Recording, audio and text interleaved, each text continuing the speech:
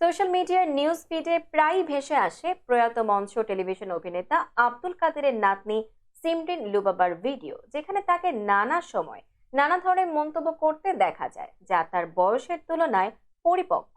নেটিজেনরাও তাই তাকে ডাকেন পাকনা লুবাবা নামে।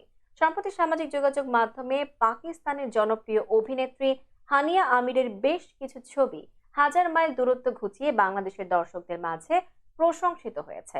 হানিয়ার সঙ্গে নিজেকে তুলনা করে একটি 20 সেকেন্ডের ভিডিও নিজের ফেসবুক পেজে শেয়ার করেছেন লুবাবা।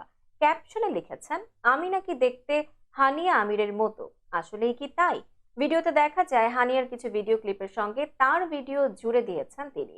নেটিজেনরা কমেন্ট বক্সে সমালোচনা করেছেন। মিশিকা লিখেছেন, লুবাবা দেখতে মাশাআল্লাহ খুব সুন্দর, এমনিতে হানিয়া আমিরের সাথে মেলে, তবে লুবাবার হানিয়ার মতো ডিম্পল আর ব্রেইন নেই।